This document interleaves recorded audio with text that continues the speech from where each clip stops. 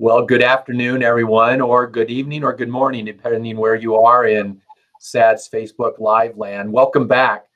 And I'm delighted to welcome back Dr. Georgia Zarzuela-Brugada, a dear friend of mine and genetic cardiologist in Barcelona, Spain. Welcome back to the program, Georgia. Thank you, Mike. How are you? I'm great. Well, this is a really special program because it is English and Spanish. So, hola, Georgia, ¿cómo estás? Muy bien, ¿y tú? Muy bien, gracias.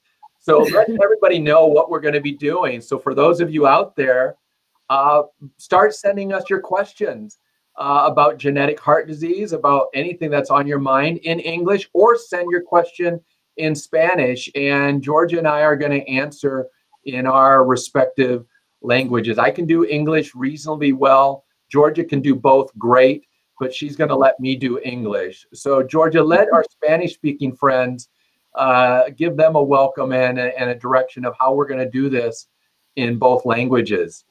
Great. So, bueno, buenas tardes o buenas noches aquí en España. Daros la bienvenida a este webinar y, por supuesto, tener la gran suerte de poderlo hacer pues, en español, que era una de las peticiones que llegaban a SADS Foundation y que creo que era muy importante para nuestros seguidores en varios países hispanohablantes. Intentaremos con el doctor Ackerman contestar a las preguntas que vayan surgiendo.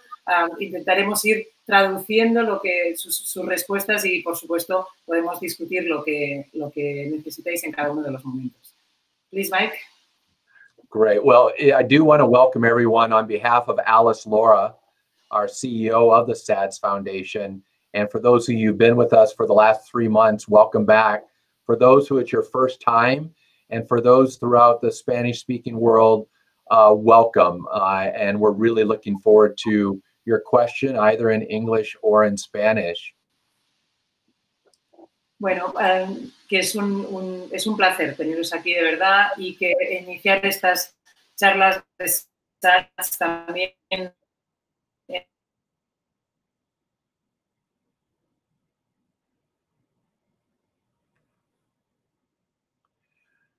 just in case we have a little technical difficulty there. So a little update for everybody. In case you forgot, COVID-19 is still here. We still are very much in the pandemic. We're very much in the coexistence, living with the virus. Some places of the world better than others. Georgia, it's great to see that your curve in Spain has really been flattened. I saw you had only 585 new cases yesterday in Spain. We had over 28,000 cases yesterday in the United States alone. Maybe give some observations in Spanish about what it's feeling like, seeming like in your country right now. Bueno, como sabéis bien, hoy termina el estado de alarma en España. Para nuestros amigos de Latinoamérica, estáis todavía iniciando en plena crisis. Llegar a este momento que para hoy es muy importante en España ha costado, como sabéis, muchas vidas, casi 30.000 vidas en nuestro país. Y la situación en Estados Unidos, en Latinoamérica, está todavía increciendo. Hay muchos casos acumulados y las normas y los consejos que vienen de los ministerios de sanidad son importantes para intentar llegar a esta situación que estamos viviendo hoy en día, que es de curva ya plana, de muy poquitos casos que estamos viviendo, menos de 600 casos hoy en España. It's kind of interesting, Georgia. When we were last together on May 15th, there were 4.5 million cases worldwide, and now there's over 8.5 million. There were 305,000 deaths worldwide, and now there's over 450,000.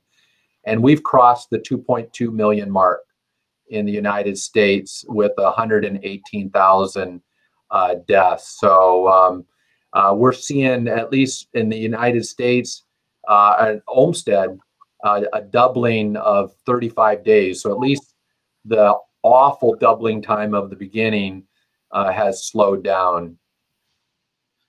Definitivamente buscar el momento, como dice el doctor Ackerman, buscar el momento que bajen estos números es un objetivo real, pero a día de hoy todavía Estados Unidos está con unos números que ponen la piel de gallina y que te hacen pensar que hay mucho que hacer todavía y, por supuesto, existen dudas y existen pensamientos sobre nuestros pacientes y cómo debemos afrontar como doctores de nuestros pacientes, cómo podemos afrontar y ayudarles a resolver todos los problemas, las dudas que pueda surgir con COVID cuando se es portador de algún tipo de enfermedad cardiovascular.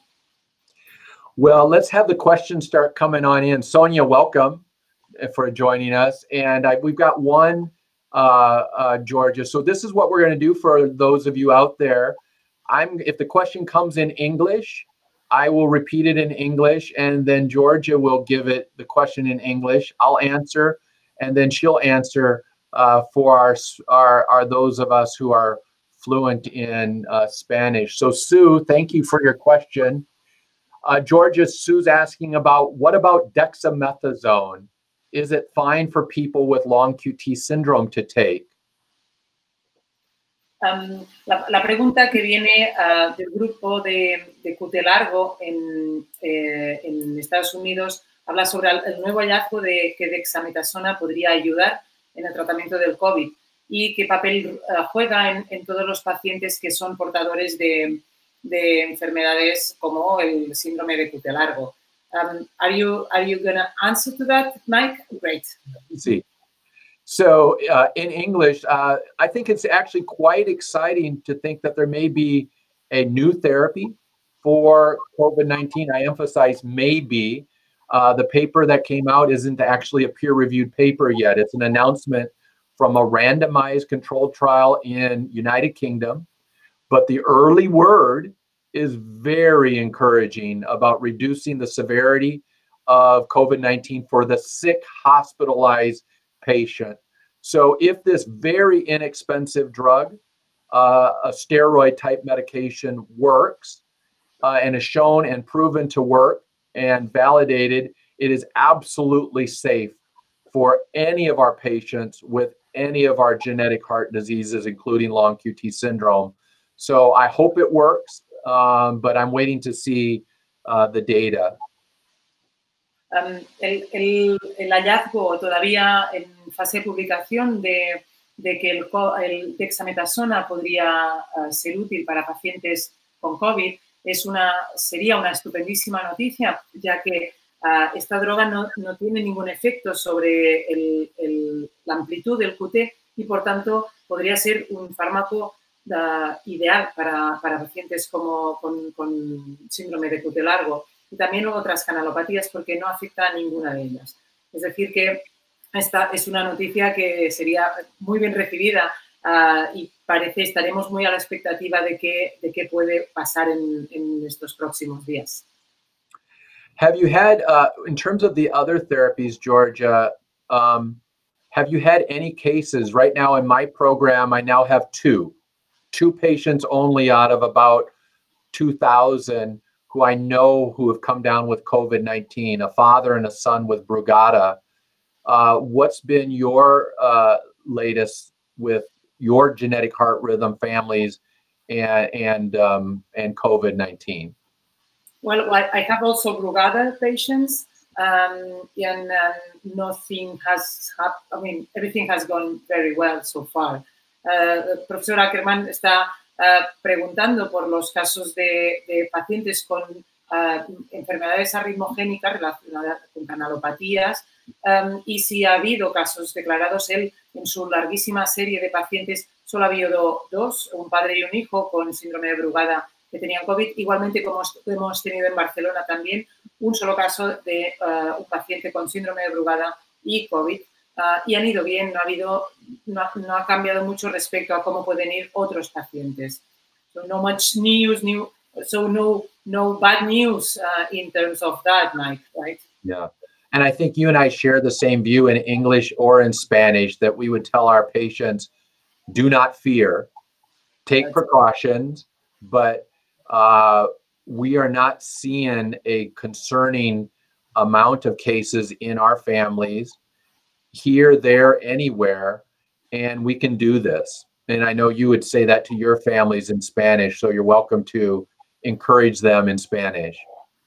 Y lo que comenta el doctor Ackerman, y como dijimos en el webinar de hace ahora un mes, y ahora después de haber vivido un mes más de confinamiento y de situación de COVID en España, podemos decir que el hecho de tener canalopatías no significa ser un paciente de riesgo, no hay un riesgo añadido de cara a tener COVID y, por tanto, que las cosas irán bien, que no va a pasar nada y que tenemos que estar tranquilos. Es verdad que tenemos que controlar la fiebre en esos pacientes donde la fiebre les puede afectar, especialmente el síndrome de Brugada, pero no hay ningún otro riesgo añadido, por tanto, no tenemos que entrar en pánico ni mucho menos padecer por esta razón.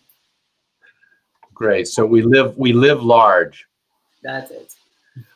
Keep your questions coming, and as you do, you can send it to us in Spanish, and Georgia will read it in that language for us. But Carrie, hi Carrie, Georgia, she's asking us about her daughter. Her daughter has CPVT, treated as she should be with flecainide and the beta blocker propranolol, and somebody wants to start her on a TNF inhibitor for pain. Any reason to worry about COVID with a weaker immune system? So I'll let you translate that question, and then I'll give an answer. That's a great question, Carrie. Not an easy question, but I'll do my best in English. But Georgia is going to pose the question in Spanish first. Carrie nos pregunta por cómo su hija, que tiene una taquicardia ventricular polimórfica catecolaminérgica y que está muy bien tratada, como debe ser, con propranolol y flecainida, es decir, un beta bloqueante y flecainida, y que necesita iniciar un tratamiento con factor de necrosis tumoral, TNF, inhibidores, para controlar el dolor. Es decir, que puede haber algún efecto, el hecho de que es un inmunosupresor, un inhibidor del sistema inmune para tratar el dolor, puede debilitar el sistema inmunológico en este paciente que tiene una canalopatía como es la catecolaminética. So, Carrie, I think first I would say I'm not concerned about the interaction of CPVT and the TNF inhibitor. Your daughter with CPVT is not at any greater risk of COVID-19 disease than my daughter. The only concern I would share is the same concern I have for my oldest son, Jager, who for 14 years has been on a TNF inhibitor for his Crohn's disease. And so, of course, I'm concerned about his well-being if he were to come down with a significant SARS-CoV-2 infection. And so that's the only reason that I would be concerned, not with an interaction between CPVT, propranolol, flecainide, TNF inhibitor, but just the fact that that medication can suppress your immune system.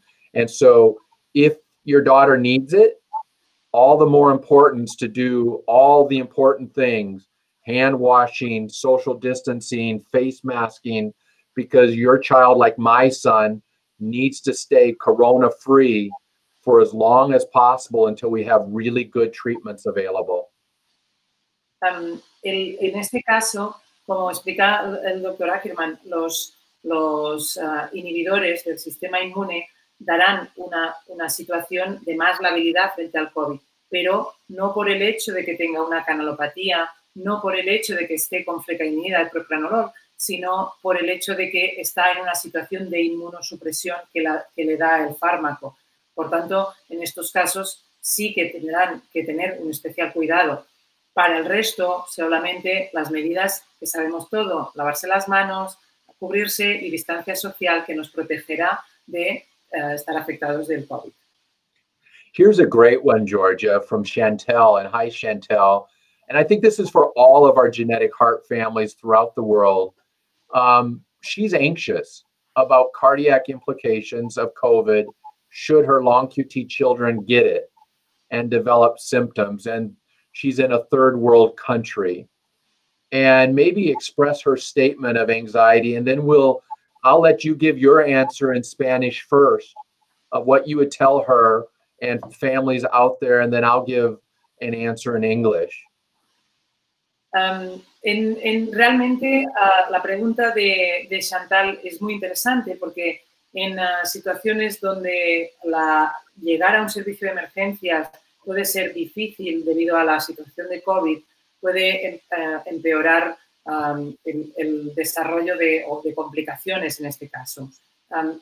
Lo que queremos discutir es qué determinaciones tenemos que tener y, lógicamente, hay un triaje que se hace en los hospitales donde se busca qué pacientes tienen que ir primero, qué signos de alarma existen y, lógicamente, hay que minimizar las veces, intentar que las veces que vamos al hospital sean las mínimas. ¿Qué pasa? Hay una urgencia, no hay duda. Tenemos que visitar el hospital para hacer visitas rutinarias, lo tenemos que evitar. ¿Por qué? Porque tenemos que evitar contagiarnos y no por nuestros hijos, que seguramente no van a tener ninguna enfermedad, sino nosotros que ya somos mayores que nuestros hijos y tenemos que proteger a nuestros mayores, a los abuelos que puedan estar en casa y, por tanto, evitar las visitas innecesarias al hospital. Yeah, and I would just say in English, Chantel, I really would encourage you, don't be anxious. One of my life verses as a Christian is to be anxious for nothing. And I don't think you have to be, because your children with long QT first are not at any greater risk of coming down with COVID-19 than my 3 children who don't have Crohn's disease. So I have one who's at greater risk. The other 3 are at the same risk level as your children. We should do all the things to stay as safe as we can. But even if we come down with COVID-19, the likelihood of it being bad in your child is very, very low.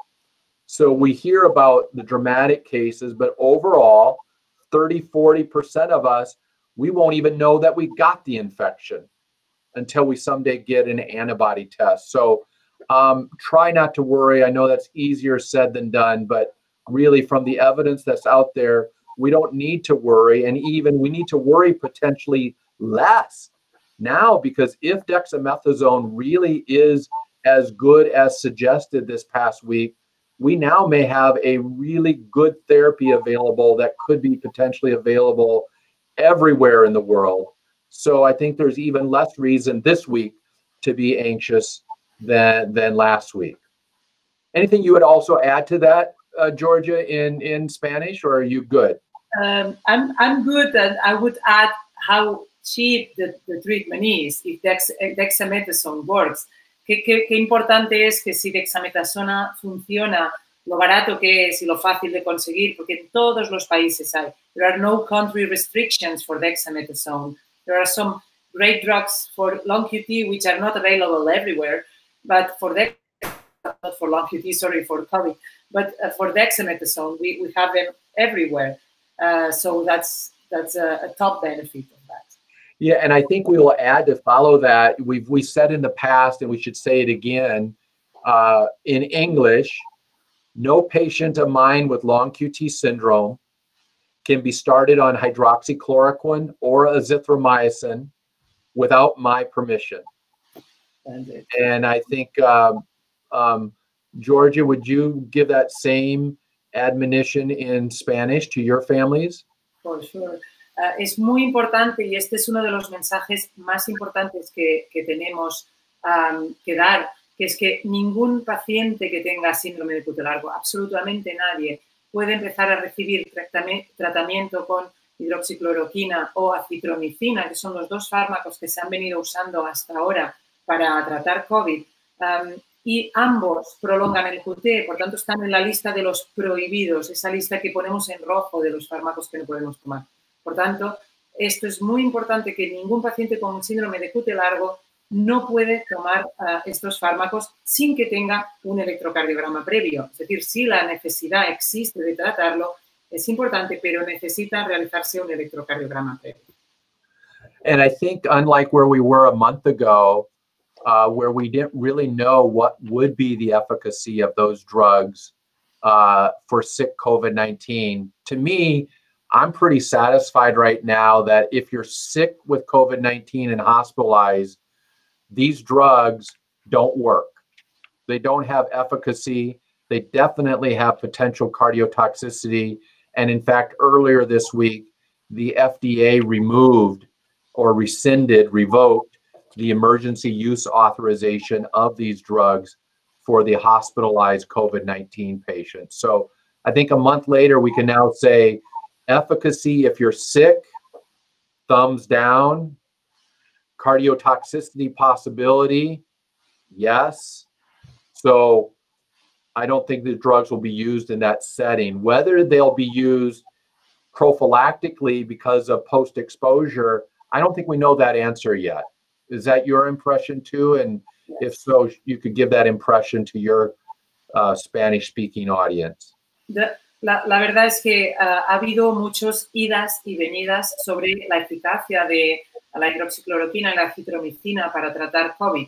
En realidad, se trata de fármacos que son antibióticos, es decir, que matan a bacterias. COVID es un virus y, por tanto, la base es difícil de comprender. Ha habido mucha literatura sobre si era útil, si no era útil.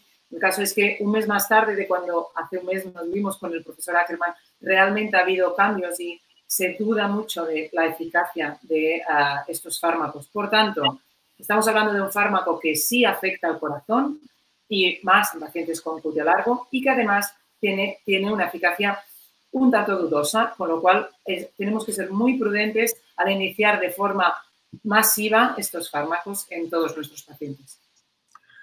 Georgia, Rachel's asking us a really good question that I'll be curious your answer and ours, because I know how we're doing it at Mayo Clinic and wondering how you're doing it in Barcelona. Rachel's question, everyone, is, do we require a patient to be tested for COVID prior to coming in for a treadmill stress test? And if so, do they need to be retested for future visits? So I'll let you pose that question in Spanish, and I'll tell you what Mayo Clinic has decided to do, and we'll see what you guys are doing. Sí, es muy interesante la pregunta y de hecho forma parte de las preguntas que los directores médicos de nuestros hospitales nos preguntan a nosotros. Para ir a hacer una prueba de esfuerzo, un test de ejercicio, test de esfuerzo al hospital o para hacer las consultas de seguimiento que ya estamos haciendo, necesitamos hacer prueba de test de COVID para nuestros pacientes antes de venir o no hace falta. Entonces, please, Mike, what do you do at Mayo in those cases? Well, you know, for all of our patients, if they're coming for an ECG Holter echo, no COVID testing, but they've decided that stress tests are like interventional procedures where there could be possible aerosolization of an asymptomatic shedder.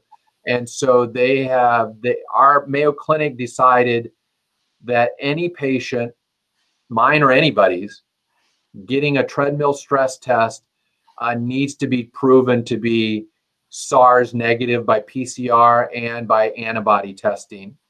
And so that has caused a bit of a hiccup to where they have to come in a day or two ahead of time to show that they are virus-free or antibody done.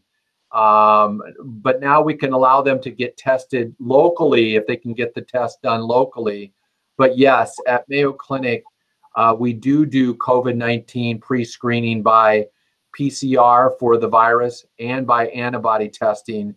And we cannot put you on the treadmill unless we know that you are negative or that you have long been done with shedding the virus. What are you guys doing? Are you guys requiring it? Because yes, for any type of interventional procedure, but we don't consider a stress test as that if we don't do ergospirometry. So if we use gases, of course, but for normal stress tests, no. Because we are a children's hospital and it's fine. We don't really know what's going on with children because they are really healthy. And that's it. So, una de las preguntas y uno de los temas en que estaban era qué hacemos con los niños, ¿no? Y cómo tratamos a los niños en estos casos, porque sabemos que los niños no enferman tanto como los adultos. Por tanto, en mi hospital, que es un hospital pediátrico, no estamos haciendo COVID para pruebas de esfuerzo, pero sí se hace en procedimientos que van a ser intervencionistas y que, por tanto, vamos a tener un contacto cercano, ya sea por la anestesia o por algún tipo de procedimiento, y en estos casos a todos hacemos test de COVID, pero no para pruebas de esfuerzo en estos casos. Great, thanks, Georgia. I think this is another really good one that Summer is posing to us for all of our families. And Summer, thank you for the question. And she's, Georgia, she's really worried about sending her daughter to school. And for us in the United States, and I think she might be US, school is September to May, September to June. So we're off now. She's kept her so far from school. And the school has been great about it, but she has long QT8 or Timothy syndrome. We could talk about that, but we'll just say she has Timothy syndrome. So because of the Timothy syndrome, her immune system is low and she just doesn't know what to do. If you want to try to frame that statement or question in Spanish, and then I'll let you give your answer in Spanish first as to what are you telling your families about school, specifically with Timothy syndrome, and then maybe generally with any of your genetic heart conditions. And then you could tell me what your answer was in English, and I'll see if we're on the same page in English. Okay. Preguntan qué tenemos que hacer con nuestros pacientes, si pueden ir o no a colegio, y la pregunta en concreto de Summer era si en concreto con su hija, que según refiere tiene síndrome de QT largo tipo 8 y lo hace como sinónimo de Timothy syndrome. Mike nos hablará de si son tan sinónimos o no son tan sinónimos, pero básicamente qué es lo que tenemos que recomendar. Yo recomiendo, y esto es bueno, un poco de cosecha personal, porque grandes recomendaciones tampoco tenemos, pero el de normalizar, es decir, teniendo en cuenta que no estamos hablando de un factor de riesgo añadido por el hecho de tener una canalopatía, no debemos restringir la entrada en el colegio y, por tanto, no sería un problema. Cuando hablamos concretamente de Timothy síndrome, síndrome de Timothy en concreto definido como tal, que puede haber afectación del sistema inmunológico, estamos hablando en otra situación que no es el QT largo y, por tanto, tenemos que tener en cuenta si existe realmente déficit inmunitario y inmunosupresión. What I was telling that you are going to explain us that sometimes long QT8 and Timothy syndrome, it's not exactly the same, and we have to just be aware of that. But normally, generally, in all our channelopathy patients, if they are not at greater risk for carrying a channelopathy, they can go to school normally when it's time to go back. And it depends on each patient with Timothy syndrome if there is an immune suppression, but case by case, then it has to be considered if they are at a different risk level. But it's going to be a very personalized situation, case by case. Yeah, Summer, I think Dr. Brugada is right, both in Spanish and in English. Because I would say I've encouraged almost all of my genetic heart disease patients to return to school. If their community has said school is open and we're coming back on campus, I have no reason to be afraid or to have my long QT child, my CPVT child, my Brugada child stay home, any different than I would have any of my only other children. So if school opens in my town this fall, my daughter will be returning to school. And so that should be the same. Now, yours is a little different, Summer, that Timothy syndrome is probably the one set of genetic heart diseases where if there is a compromised immune system that's been shown or seen with health issues, and you're not ready yet to bring her to the public school or the return to school, I'm okay with that. Because I think that is one where my son with Crohn's disease, for example, he's past school. He's in residency to be a psychiatrist.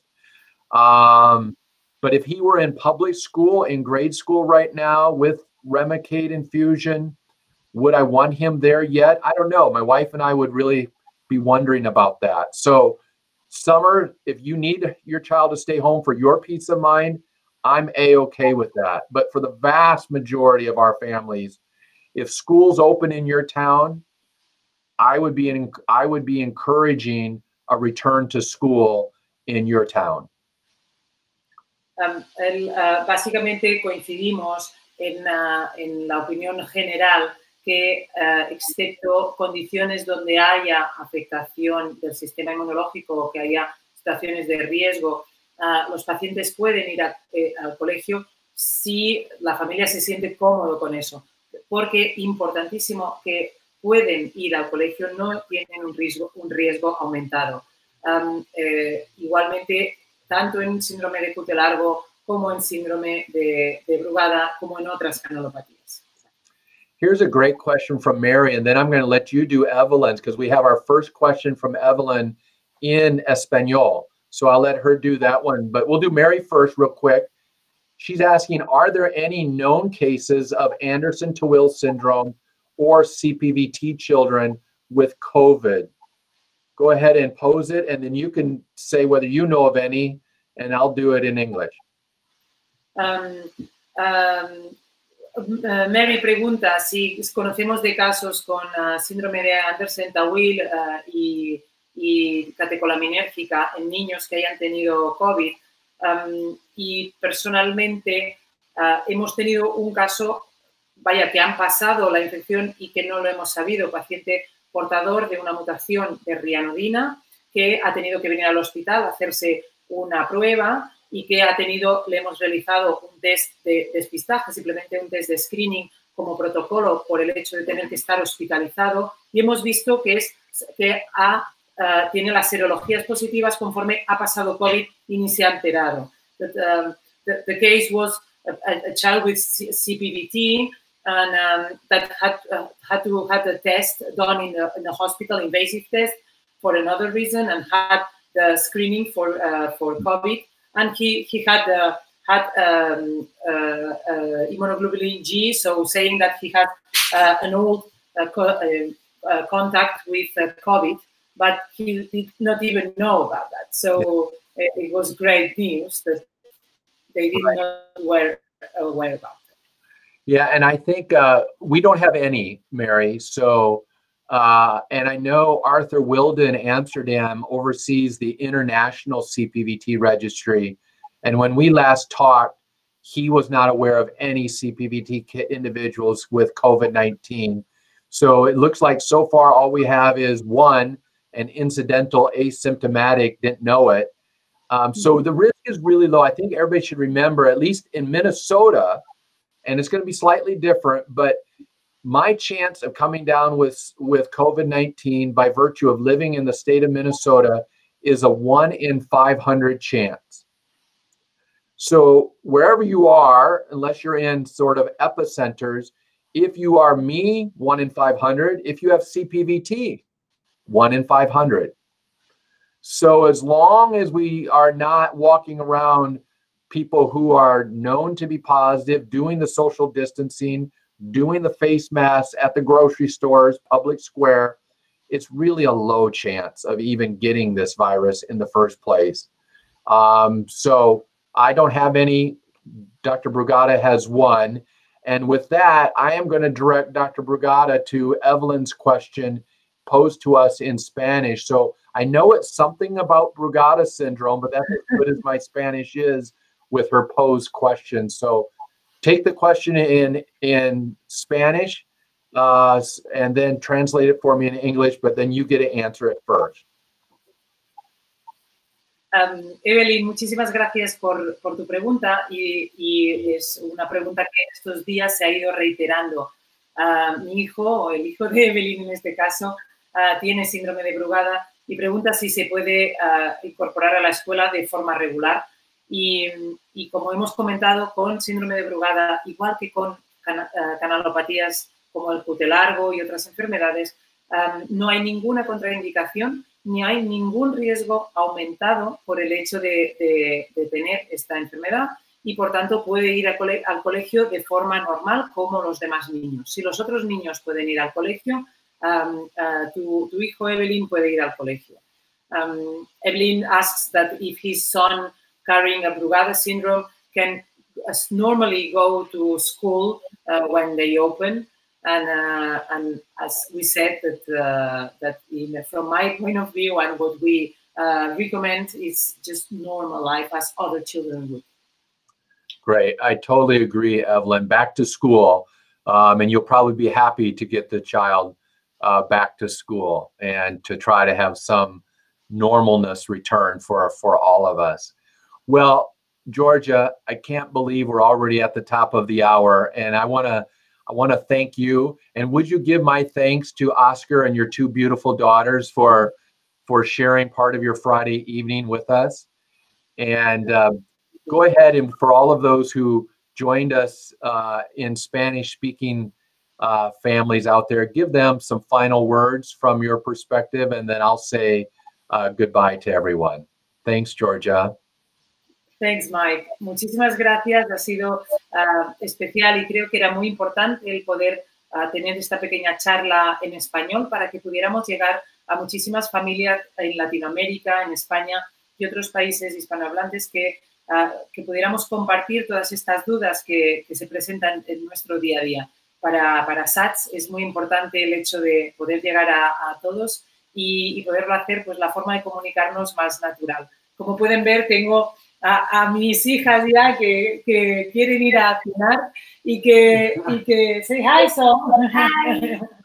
Hi, hola. Hola. Hello. Y que quieren ya también participar de esta noche. Muy agradecidos a SATS, a Mike, and thank you, Mike and SATS for making this possible. I think that it was really important for the Spanish colleagues and Spanish families to be able to share their worries in their mother language as well, and it was very important for them. Well, it is. Oh, look at you! You are adorable. And speaking of adorable, I got to. Whoa! Here's the latest of my granddaughter, Jaden, who I will be leaving for in about an hour to go see her tonight because. Wow. They've moved from California. They're in Madison, Wisconsin, 3 hours away now. So I get to watch my granddaughter grow up. But thank you for sharing your mom with us. Your mom is one of our really, really special people in our field of genetic cardiology. And so on behalf of the SADS Foundation, I want to thank Georgia's two daughters for... Yeah, that's the second one. Yes, she did very good. And in fact, it's her first day of school, and it says no, ready. First day of summer. It says ready for the holidays. So she's ready. Well, muchas gracias for joining us, and for all of those out there in Spanish, thank you, muchas gracias. And on behalf of Alice Mora, our CEO, thanks for joining us. I hope you're finding these Facebook Live sessions from the Sudden Arrhythmia Death Syndrome Foundation and here at Mayo Clinic to be helpful to you and to be helping you do what we want you to do and we expect you to do, and that is to live and thrive despite your diagnosis. So remember, stay corona-free for as long as you can. Wash your hands. I do that a lot. Stay apart when you can, 6 feet away. Wear masks in the public square. I will be leaving this room with mine on. And these things work. The mask works. It really works. But it's kind of a secret. It doesn't work if you don't put it on. So put it on and use them. And also for those out there, many don't know that this is a very special day in the United States. June 19th is called Juneteenth. And it's a celebration of a really important and powerful day of freedom from slavery and emancipation of slaves that finally took place in Texas after it was officially declared 2 years before that in the 1800s. So I, like many of you out there, are hoping that this very important day in U.S. history becomes a federal holiday in the near future. So for those of you in the United States, special Juneteenth day to you all. We'll see you back next Friday. Special program Friday, like this one. Charlie Barul from Washington, D.C. Dr. Barul will be joining me along with another guest, hopefully, to talk about the latest in device technology for our patients with genetic heart diseases, should they need devices. Most don't need them, but for those of them who do need them, we're going to be giving you an update about what is the state of technology and advances around the corner with implantable devices like defibrillators and pacemakers and so forth. So join us next week. But until then, have a wonderful weekend, everybody. And Georgia and the girls, hasta luego. Hasta luego. Big kiss. Bye. Bye. Bye. Buenas tardes. Buenas tardes.